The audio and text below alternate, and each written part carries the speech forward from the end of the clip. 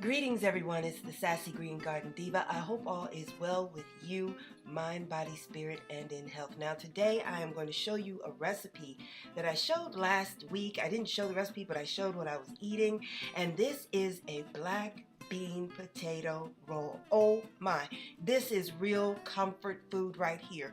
Who doesn't like potatoes and melted cheese and black bean and a good pasta sauce? I know I do.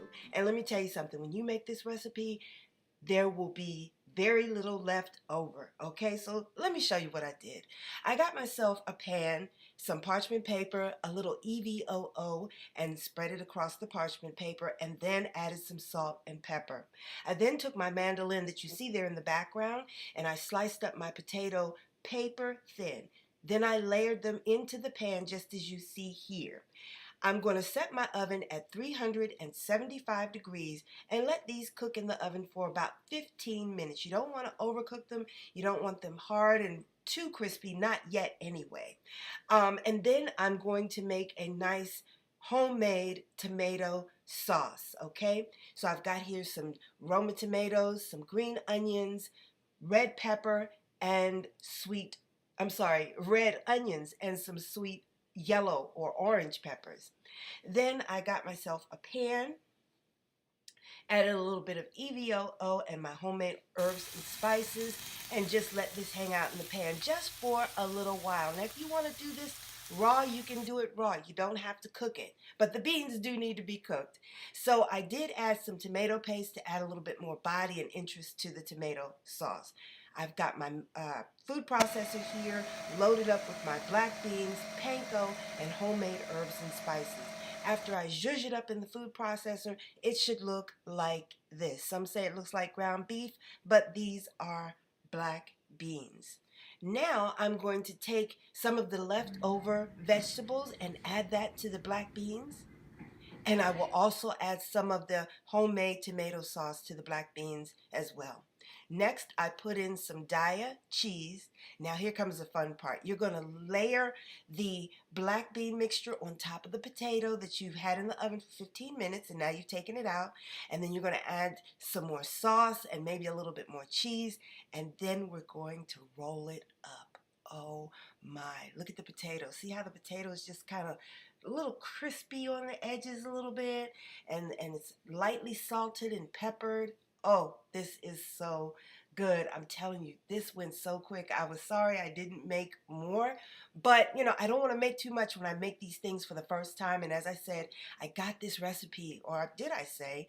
I don't know if I mentioned it or not, but I did get this recipe off of Facebook, and I just had to try it, and it was ultra super good.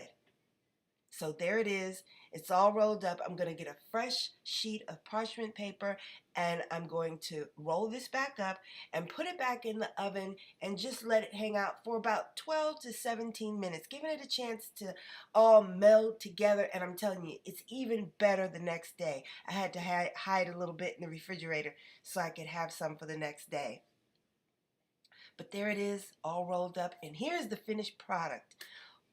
OMG, this was so good. It was so quick. It's so easy. This is real comfort food. The black beans, the veggies, and the veggies still had a nice crunch to them.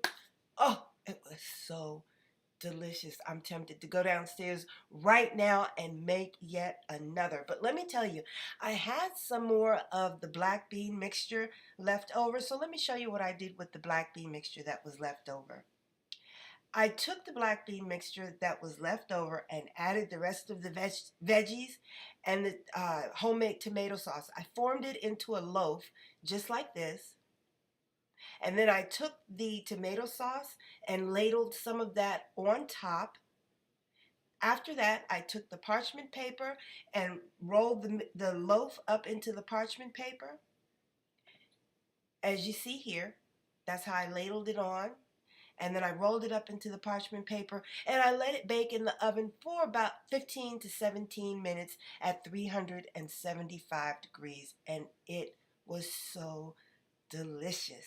And you slice this up just like you would slice up a meatloaf. Serve it with mashed potatoes, mashed cauliflower, mashed yuca root, whatever you want. It just was delicious. You've got plenty of protein and vitamin C here with your fruits and vegetables. It was just delicious. And there again is the black bean and loaf that I made, and it was just absolutely comforting to eat this. It was really comfort food. Listen, guys, thanks again for watching. I'll see you soon. Listen, up next is my attempt at making gyros.